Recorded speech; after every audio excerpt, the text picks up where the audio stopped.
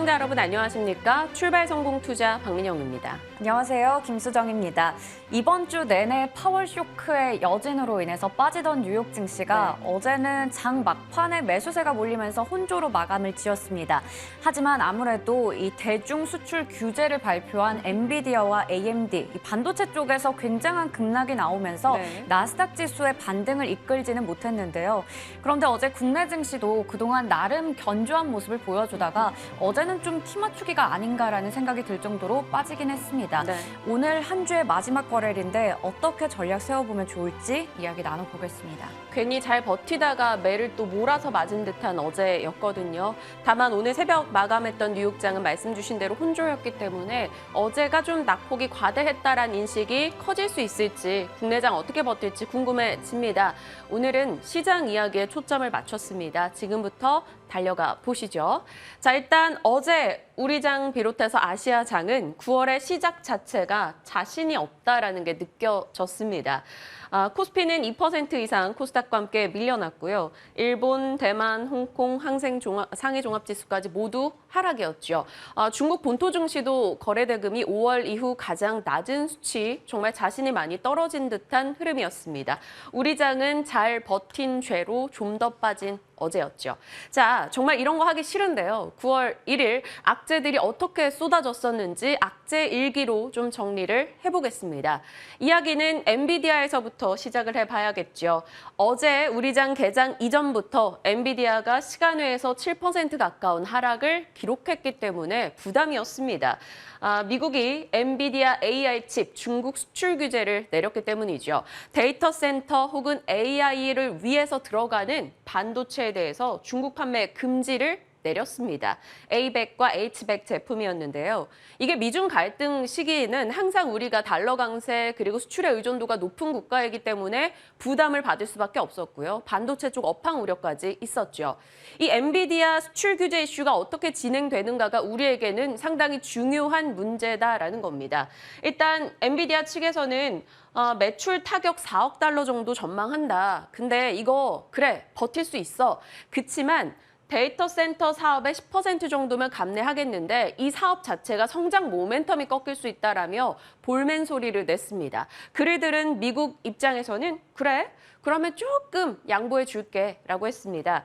판매가 아닌 개발에 관한 수출입은 승인을 해줄 거고 중국 업체 말고 미국 업체를 위한 수출은 우리가 3월 1일까지는 승인해 줄게. 정말 조금의 생색을 낸 상황이죠. 그러면서 엔비디아가 그 덕분일지 낙폭을 조금 줄이긴 했습니다. 10% 이상까지 장중에 빠지기도 했었는데 낙폭을 좀 줄인 채 밤사이 7% 정도 밀려난 채 거래를 마쳤죠. 시장에서 엔비디아를 두고 왈가왈부 목소리가 많습니다. 과거에 수출 규제가 있었을 때 대부분 수출이 풀렸었다. 규제가 풀렸었다. 그러니 지금 싸서 사도 된다라는 시각도 있고요. 과거랑 지금은 다르다라는 목소리도 많습니다.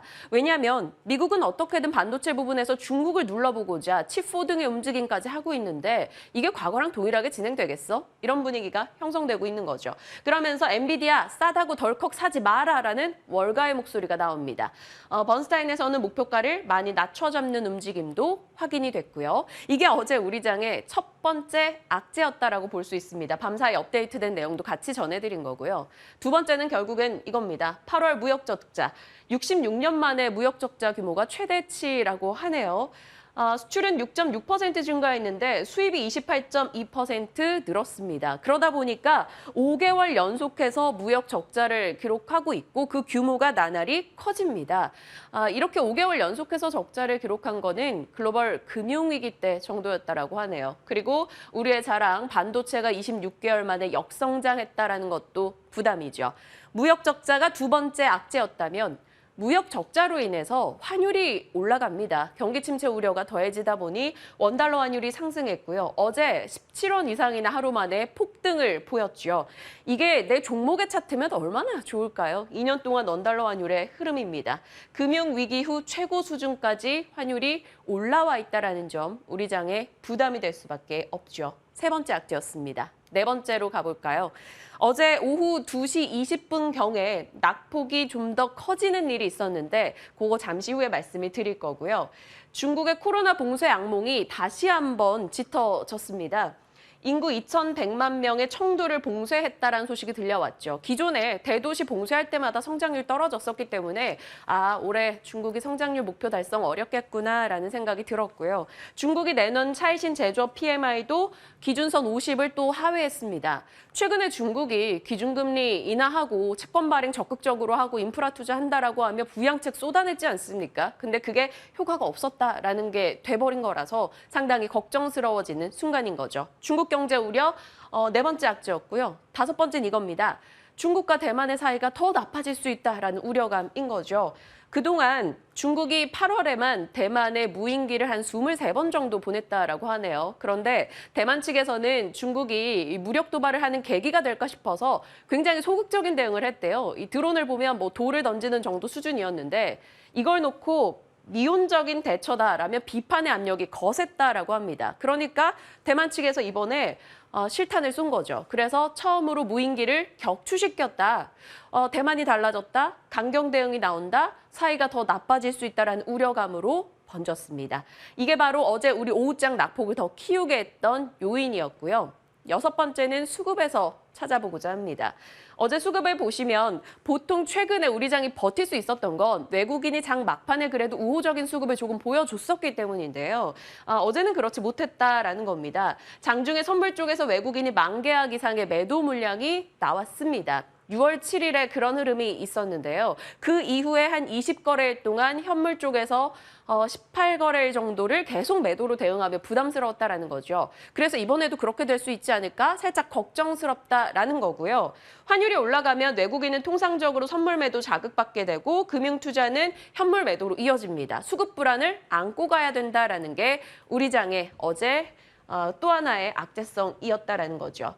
9월 시작부터 심상치 않습니다. 역사적으로 9월은 1950년 이후 평균 월간 수익률이 0.5 마이너스였습니다. 그러다 보니까 원래 안 좋았던 달인데 시작부터 이러니 좀 더 걱정스럽다라는 거고요.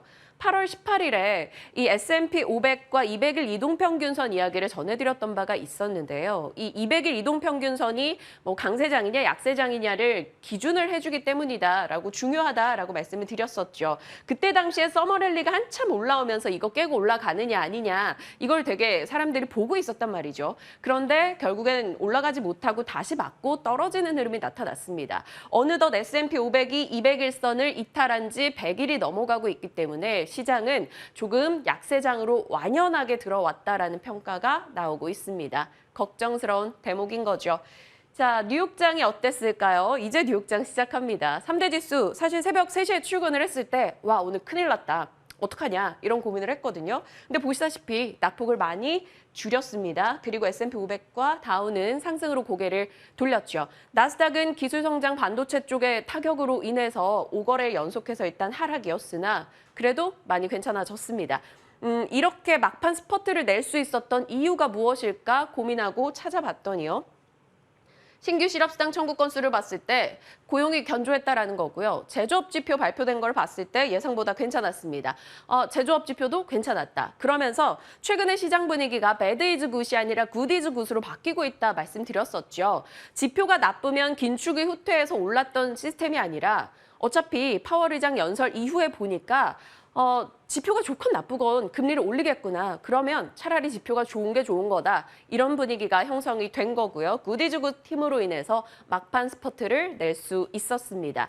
그 내용들을 좀 더 자세히 들어가 보면 그런 과정 속에서 국채금리가 모두 다 올랐어요. 앞서 서머랠리가 있었던 시절을 보면 국채금리가 모두 하락이었습니다. 그때 서머랠리 있던 당시에 국채금리 하락은 중요한 키였는데 이게 모두 다 상승 쪽으로 고개를 돌려온 최근이고요. 2년물 같은 경우는 15년 만에 최고치까지 기록하고 있습니다. 이런 건 당연히 반도체 기술 성장주에게는 부담이 될 수밖에 없는 요소겠죠. 그래서 오늘 그쪽 낙폭이 더 컸고요.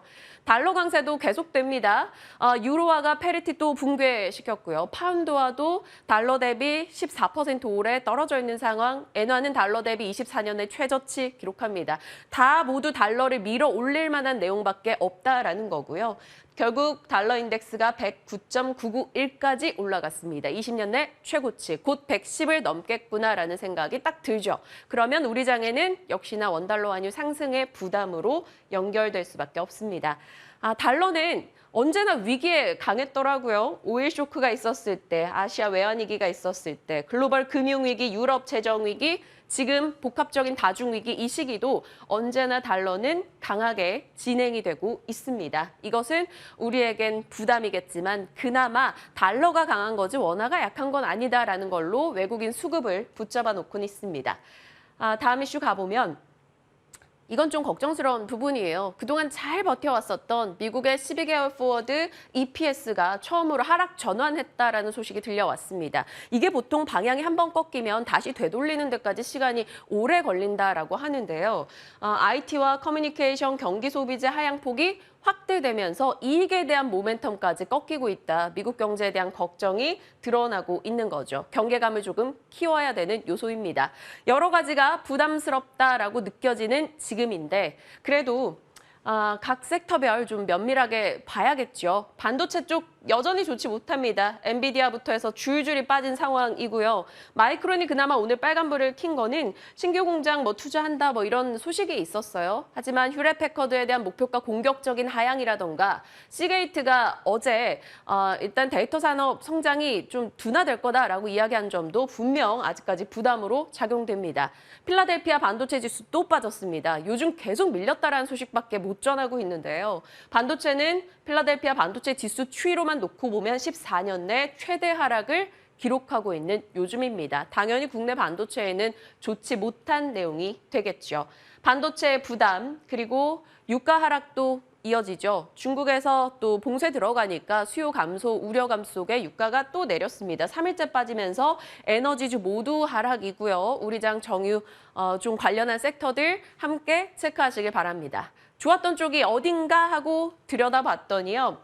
제약바이오 쪽 되겠습니다. 헬스케어. 존슨앤존스와 머크, 화이자, 암젠, 모더나 등이 올라섰는데요. 아플 때는 조금 약이 되는 것 같아요. 코로나 백신 관련한 이슈 등이 있었고요. 방어적인 성격도 조금 부각이 되면서 제약바이오 헬스케어 쪽의 강세 그리고 요즘에 임상이라던가 혹은 학회 일정들이 꽤나 나오면서 국내에서도 관련주들이 좀 시세 개별적으로 잘 가고 있다는 점 체크하시길 바랍니다. 시장은 부담스럽다라고 말하죠. 하지만 끝으로 희망의 룰을 한번 돌려본다면요. 우리가 그 시간 싸움에서 승자가 될 수 있을까 잠시 고민해 보겠습니다. 74년, 75년도에 인플레가 올라가고 실질 GDP가 떨어지던 시절에 계속 금리 올리고 내리고 하다가 이 만성 인플레이션에 들어갔었다. 이걸 잡기 위해서 폴 볼커가 나와갖고 엄청난 긴축을 했었다. 이런 얘기 전해드렸었죠. 8월 19일에. 그런데 그때 이후에 놓고 보면 결국엔 IT 버블 전까지 S&P 500이 무려 15배 올랐다라는 겁니다. 지금 시점이 어느 정도 견디고 지나간다면 우리가 또 그 시기를 맞이할 수 있지 않을까? 우리가 승기를 거머쥘 수 있지 않을까라는 일부 희망의 롤을 돌려본다라는 거죠. 그런데 물론 그렇게 하기엔 내 주머니의 돈이 녹록치는 않습니다. 9월 힘들 것 같아요. 남아있는 일정들 보시면 고용지표, 만기일, 추석 연휴, 그리고 CPI, PPI, FOMC 회의까지 매수 베팅을 하기에는 조금 경계감을 키우는 일정들이 많이 있다라는 건데요. 그래서 매수 베팅보다는 하락 베팅에 좀 더 무게가 쏠리고는 있습니다. 9월 현명하게 저희와 팩트체크 위주로 잘 대응해 보시길 바라고요. 이제 어제 나왔던 또 산업 이슈들로 들어가 볼까요? 네, 이제 국내 이슈들 하나씩 또 간략하게 좀 체크를 해보도록 하겠습니다. 먼저 외국인과 기관이 어제 양시장에서 모두 팔자 우위를 기록을 했는데요. 개인들이 코스피 시장에서만 1조가 넘게 담는 동안에 외국인과 기관 모두 다 거세게 매도 물량을 던졌습니다. 하지만 이쪽에서도 사들인 종목들이 있었겠죠. 탑10으로 좀 정리를 해봤는데요. 먼저 코스피 시장에서 외국인들은 LG화학을, 기관은 고려아연을 가장 많이 사들였습니다. 그리고 겹치는 쪽을 본다면 LG에너지솔루션을 모두 사들였는데요. 어제 시가총액 상위 종목들 대부분이 빠지는 가운데서도 0.11% 정도 소폭의 상승부를 켜기도 했습니다. 그리고 현대차와 기아를 각각 사들였다는 부분 확인하시면 되겠고요. 코스닥 시장에서 외국인들은 대명 에너지, 성일 하이텍 이런 종목들 많이 샀고요. 또 레이크 머티리얼즈를 양쪽에서 모두 다 매수를 했습니다. 기관 쪽에서는 어제 저희가 전해드렸던 임플란트 관련주죠. 오스템 임플란트를 가장 많이 샀고 기판주인 유플렉스를 많이 담았습니다. 이렇게 좀 간략하게 체크를 해보겠고요. 앞서 코스피 시장에서 외국인과 기관 모두 완성차 쪽을 겹치는 모습으로 담았는데요. 어제 현대차와 기아가 이 8월의 판매 데이터를 발표를 했습니다. 내용을 좀 정리해 보도록 할 텐데 공급망의 차질과 반도체 부족이 개선되면서 7월에 이어서 8월도 판매 데이터가 호조세를 나타낸 건데요. 특히나 2021년 6월 이후로 처음으로 이 두 기업의 총 판매 쪽에서 두 자릿수 성장세가 나타났습니다. 한국투자에서는 완성차에 대한 선호 의견을 유지하면서 최선호주로는 제네시스로 인해서 믹스 개선이 더 강한 현대차를 제시를 했습니다. 이 부분을 함께 보시면 될 것 같고요. 그리고 어제 저희가 가나 안 가나에서 5G 관련주들 진짜로 가나 안 가나 이렇게 다뤘었는데 진짜 5G 관련주들이 같습니다. 크게 두 가지의 모멘텀이 있는데요. 미국 쪽에서 이 광대역 인터넷 인프라 구축에 1조 원을 투자한다라는 이야기가 나오면서 미국발 수주에 대한 기대감이 나타났고요. 또 삼성전자가 이음 5G 확대를 한다 이런 소식도 지속적으로 주가에 힘을 실어주고 있었습니다. 특히나 그저께 수주 공시를 했던 RFHIC가 관련주 내에서 가장 강한 모습을 나타냈고 그리고 HFR이 4% 가까이 오르는 등 다른 종목들도 동반 강세를 나타냈는데요.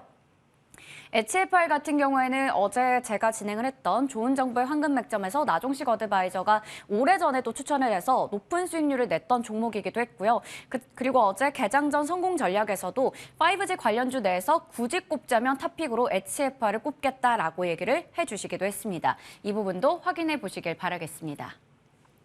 네, 다음으로 공정위에서 지금 LG생활건강과 아모레퍼시픽 쪽에 대리점 갑질 여부를 조사하고 있다 이러한 소식이 전해졌는데요. 두 기업이 대리점을 운영하는 과정에서 대리점법을 위반했는지 여부에 대해서 조사를 시작했다 이런 소식이 전해졌고 아직까지는 조사를 진행하고 있는 중이기 때문에 관련해서 자세한 사항은 언급하지 않았습니다. 어제 이 화장품 대표주죠. LG생활건강이 3.5%가량, 아모레퍼시픽은 2.4% 정도 빠지는 모습이 나타났습니다. 이어서 태풍 관련된 이슈도 체크해 보도록 하겠습니다. 지금 추석을 앞두고 제11호 태풍인 흰남노가 이 한반도에 직접적인 영향을 줄 것이다라는 걱정이 큰 상황인데요. 특히나 5일과 6일에는 제주도와 부산의 앞바다를 지나간다라고 하기 때문에 더욱더 이쪽 지역에는 걱정이 큰 상황입니다. 특히 이번 태풍의 강도가 매우 강력하다고 하죠. 이게 사람도 그리고 큰 바위도 날릴 정도, 거기다가 기차가 탈선할 만큼의 위력을 가지고 있다라는 이야기가 나오면서 지금 걱정이 많이 되는 상황인데 기상청에서는 일단은 위치가 기상 상황에 따라서 유동적으로 변동할 수 있기 때문에 일단 계속해서 방송이나 기상 정보들을 체크해볼 필요가 있다라고 얘기를 하고 있었습니다. 이렇게 태풍의 경로가 아직 정확하게 밝혀지지 않았지만 태풍 관련주들은 어제 정교장에서 미리 오르고 있는 모습이 나타났습니다. 코엔텍과 YN텍, 인선 ENT 같은 내진이나 폐기물 처리 관련주들이 시장에서 주목을 받았는데요. 그런데 또 이게 경로를 이탈하게 되면 또 이 상승의 의미가 사라지기 때문에 이와 관련된 테마주는 어떻게 투자 전략을 세워보면 좋을지도 이야기 나눠보겠습니다. 마지막으로 이 태풍이 경기 침체에도 작용하고 있죠. 이 경기 침체 태풍을 대비해서 증권가에서는 안정적인 실적주들을 주목해보자라는 이야기를 하고 있었습니다. 네.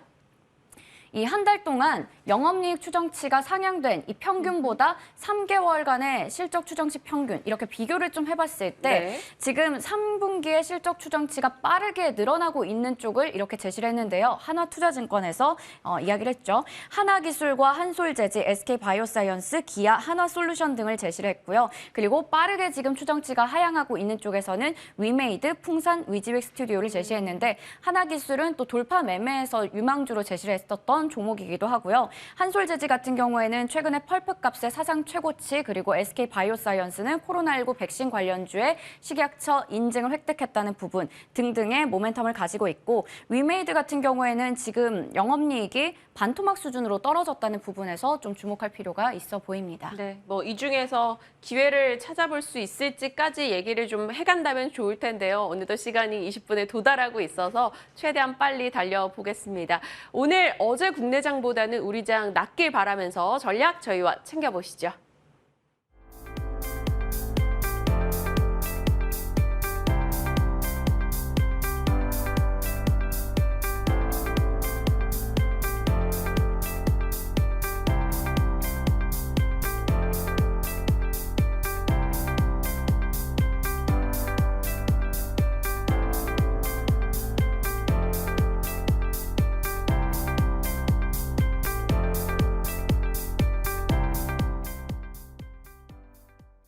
시장에 대해서 돌다리 두드려 보면서 전략 챙겨보겠습니다. 진만쌤과 함께합니다. 어서 오세요. 네, 안녕하세요. 네, 유달리 목요일장에 좀 증시 타격 많은 것 같은 요즘이고요. 그리고 뉴욕장도 또 일단은 뭐 잘 버틴 채로 마무리가 됐기 때문에 오늘장 또 진만쌤이 쫄지 마라라고 답변 주실 수도 있다는 생각도 드는데 시장 코멘트부터 들어볼게요. 네, 어제 일단 하락을 예상하긴 했는데 생각보다 뼈 아팠던 것 같습니다. 세게 나왔어요. 네, 이제 사실 한 가지 정도 이슈가 나왔다고 하면은 한 0.5% 정도 하락해서 마무리가 되었을 것 같은데 어제 세 가지의 동반 악재가 겹치면서 결국에는 지수가 못 버티고 내려오는 주요 원인이 되었던 것 같습니다. 사실 좀 야속하기도 합니다. 이런 부분들이 사실 한국 시장이 진행이 될 때 가장 좀 핫 이슈가 됐던 부분들이 있어서 어제 강전에 엔비디아 급락으로 인해서 나스닥 선물이 하방이 좀 심했고요. 거의 추가적으로 한 10시 정도에 청도 봉쇄로 인해서 갑자기 항생지수가 시작하자마자 급락을 하면서 관련 부분들 다시 코스피 지수의 하락을 이끌었고 장 중간에서 마지막 정도 한 2시에 오후 2시에서 3시 정도에 갑자기 대만과 중국에서 뭐 무인기 격추 관련된 기사가 나오면서 휘토루 관련주들이 급등, 거기다 양지사 같은 보통 이제 품절주라고 불리는 이제 종목들이 있죠. 지수가 안 좋을 때 오른 종목들이 갑자기 급등을 하면서 결국에는 장 종료 저가 마감을 하는 모습을 보여주었습니다. 이런 악재들이 사실상 복합적으로 됐던 부분들도 있고요. 거기다 목요일 날 위클리 옵션 만기일이 계속적으로 이제 변동성을 좀 키웠다. 그래서 그동안 우리의 증시를 도와주었던 외국인들이 현물과 선물 골고루 이제 매도를 하면서 지수가 못 버텼던 주요 원인. 기관은 뭐 워낙 계속적으로 매도했던 모습들을 보여주고 있기 때문에 사실상 어제는 제일 아팠던 날 중에 하나로 정리가 될 것 같아요. 오늘 다행히 이제 어제 잠들기 직전에 좀 걱정을 했거든요. 2% 네. 정도 하락이 있어서 위험한데 했던 이야기들이 조금 그래도 저가 매수세가 들어오면서 국내 증시도 반등의 서막을 좀 보일 수 있을 만한 요소들이 많기 때문에 너무 기대는 하시는 게 아니라 그래도 저점에서 수급이 유입될 만한 요소들은 존재를 하고 있다. 그래서 장 초에 저점이 시작하게 되는 게 오히려 갭 시작 안 하는 게 부담스럽지 않다라는 그런 이야기. 그래서 결국엔 돌아서 파월 의장의 이야기도 그렇고 CPI가 가장 중요한 게 네. 지금 고용지수만 잘 나오고 있기 때문에 여기서 이제 뭐 금리 올리는 거에 어차피 다들 0.75bp까지 알고 있기 때문에 이런 부분들 그냥 CPI가 잘 나오기를 그런 기대만 해보자라는 의미에서 정리를 하도록 하겠습니다. 근데 그 CPI 일정도 앞서 저 부담스러운 일정들로 화면에 소개가 됐습니다만 9월 13, 14 뭐 그때란 말이죠. 그리고 FMC까지 했을 때 추석도 껴있고 한데 그냥 접을까 9월? 이런 생각을 하게 돼요. 네. 근데 사실 저는 오히려 이제 CPI 전후로 해서 지수 반등이 좀 강하게 나올 것 같고 이번에 올랐던 그런 턱만큼은 오를 수 있을 것 같은 게 결국에는 CPI가 어떻든 좋든 안 좋든 이런 부분들은 오히려 안 좋을 수도 있다는 것을 반영을 해서 결국에는 금리 인상에 대한 이슈를 현재 반영을 했기 때문에 네. 반등이 나오게 된다면 전 바로 직전에 있었던 고점까지는 한 번 정도 돌파에 대한 기대감을 가질 수 있을 것 같아요. 오히려 추석 때 한국 증시가 또 소외받지 않을까라는 그런 우려감까지 살짝 가지고 있는 상황입니다. 네, 그러면 반도체 질문도 드려봐야겠죠. LI 엔비디아 이런 느낌이었어요. 시세로만 보면 뭐 엔비디아 탓도 아니죠. 근데 그냥 시세의 영향을 워낙 주니까 또 필라델피아 반도체 지수 요즘에 오른 날 없이 계속 빠지고요. 오히려 정말 너무 안 좋은 얘기밖에 없으니까 요거 지켜보고 있다가 정말 사는 타이밍을 잡아야 되나 이런 생각까지 하게 되더라고요. 이거 너무 희망해럴까요? 네, 사실 너무 안 좋다는 이야기가 올 3월부터 해서 지금 거의 반년째 계속 나오고 정말요? 있습니다. 그래서 참 이제 아쉬운 이야기이기도 하고 특히 엔비디아 같은 경우에는 특수를 누렸기 때문에 사실상 이제 예를 들어 가장 호황기, 코인도 호황기, 그다음에 관련돼서 이제 유동성이 정말로 가장 강했던 그런 시기와 겹쳐서 반도체임에도 불구하고 오히려 이 메타 플랫폼이나 이런 플랫폼 기업들처럼 주가 하락이 굉장히 좀 도드라지게 나타났던 그런 이슈들이 있기 때문에 반도체가 다 안 좋은 거는 아니고요. 특히 엔비디아가 일시적인 특수를 노렸기 때문에 그런 영광을 뒤로 하고 있는 부분이기 때문에 조금 더 하락폭이 깊었다. 그래서 다 같이 보시지 마시고 디램 같은 거, 이 디램도 사실상 지금 어느 정도 저점이 잡힌 구간이 있기 때문에 좀 별개의 의미로서 좀 다가왔다라는 말씀. 엔비디아는 이제 여기서 조금 더 빠질 사람은 사실 존재를 하죠. 이제 3분기까지 얼만큼의 실적을 보여줄지 여부. 그다음에 어제 처음으로 등장한 이제 중국 견제로 인해서 수출 중단에 대한 그런 리스크가 존재를 하기 때문에 사실상 아직 이런 부분들이 해소가 안 됐기 때문에 개별주적인 모멘텀은 사실 엔비디아가 그렇게 매력적이진 않다라는 말씀을 드리지만 결국에는 필라델피아 반도체 지수는 그래도 그렇게 크게 부담갈 자리는 아니기 때문에 저라면은 무이국 주식 하시는 분들께서는 한 번 정도 필라델피아 반도체 지수 추정 종목들도 충분히 매수를 해보셔도 좋을 것 같아요. 여기서 단기간에 이 반등은 좀 힘들 수도 있겠지만 결국에는 돌아서 겨울이 지나면 또 봄이 오기 때문에 한 번 정도 매수하기 적절한 시간이 다시 한번 온 것 같습니다. 진짜 겨울이 너무 춥네요. 이 삼성전자와 SK하이닉스 보유자분들도 뭐 사실 지금 매도 실익보다는 들고 가는 게 맞는 거겠죠? 네, 그죠. 사실 지금 매도하기에는 평균 단가 따라서 조금 차이는 있겠지만 한 7만 원 중반대에 갖고 계신 분들께서는 충분히 기회가 다시 올 겁니다. 그 기회를 너무 이제 사실 심적으로 부담 가죠. 매일매일 네. 떨어지는 주식을 보면 좀 심적으로 부담이 가긴 하지만 그럼에도 팔지 않을 주식이라는 것을 애초에 알고 매수를 하셨기 때문에 너무 걱정하지는 말자라는 말씀으로 좀 정리를 드리도록 하겠습니다. 이런 굵직한 섹터에 대해서는 어찌 뭐 지나갈 수 없이 그냥 시간 싸움 해야 되는 거고요. 중간중간에 저희 어제 뉴프렉스 같은 경우 또 좋은 흐름 이어갔거든요. 이런 식의 조금 간간히 틈새 수익을 노릴 수 있는 것도 저희 시간 통해서 챙기시길 바랍니다. 자, 이제 외국인 기관이 어제 많이 샀던 종목들 이렇게 들여다보니까 뭐 삼성전자, 하이닉스도 들어가 있었고요. 외국인들이 자동차도 많이 샀더라고요. 어제 또 자동차 판매 데이터 나왔잖아요. 현대차, 기아. 그 내용 한번 봐주시고 뭐 자동차에 대해서는 여전히 시각이 좋으신 거죠? 네, 근데 20만 원은 못 들래요. 참 아쉽긴 한데 네. 그래도 고점이 그렇게 높지는 않고요. 그다음에 저점도 그렇게 높지는 않아서 결국에는 저점을 계속적으로 이제 높여가는 그런 모습을 보여주고 있기 때문에 뭐 자동차 관련 데이터 계속 좋았습니다. 뭐 특히 제네시스 라인들이 이제 차량용 반도체 부족에도 불구하고 꽤나 선방하는 모습을 보였고 워낙 이제 외국에서 호평 일색입니다. 단순히 전기차만 호평을 받는 게 아니라 디젤 쪽도 지금 현재 굉장히 많이 호평을 받고 있기 때문에 사실 이쪽 현대차와 기아의 판매 데이터를 확인했었을 때는 그렇게 큰 문제는 없다. 다만 이 부분들을 반영해 줄 수 있을 만한 요소들이 조금 더 나와줬으면 좋을 것 같고요. 일단은 이제 국가적인 차원에서 이런 이제 전기차 관련된 인플레이션 감축법에 대한 여러 가지 이슈들을 조금 이제 미국과 좀 협상을 진행하는 것 같으니까 좋은 결과가 나오게 되면 조금 더 탄력적인 모습을 보여주지 않을까. 지금은 일단은 관련된 이슈가 마무리가 되지 않은 거기 때문에 이 문제가 해결될 때까지는 오히려 매수의 기회를 줄 수도 있기 때문에 자동차 계속적으로 긍정의 이야기를 말씀을 드릴 수 있을 것 같고요.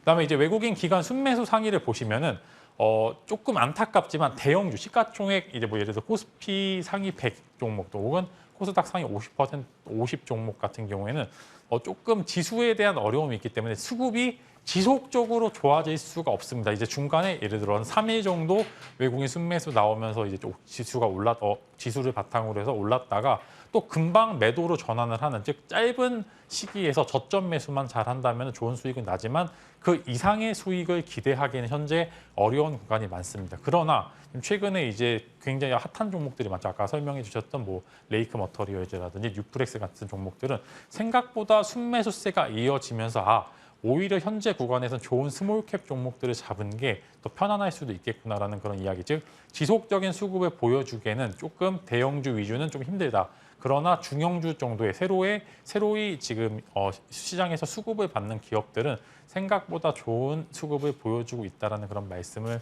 드릴 수 있을 거예요. 어제 보시면은 뭐 굉장히 자주 보였던 종목들도 있고요. 청소한 종목들도 있는데 지속될 수 있을지 여부 이미 매수세가 동반이 된 기업들도 있기 때문에 이제 고환율에 들어온 그런 외국인들의 힘을 한번 믿어보자라는 의미로 말씀드리겠습니다. 지금 저기 코스닥 탑 100에 나왔던 네. 종목들을 보면 한 가지 특징이 저는 조금 의아했던 게 2차 전지 쪽이 싹 사라졌어요. 뭐 LNF를 비롯해서 그래서 2차 전지 쪽 종목에 외국인 기관의 러브콜이 없어졌다라는 게 조금 뭐 대주전자재는 들어가 있습니다만 요거 괜찮은 거예요? 좀 나쁜 신호 아니에요?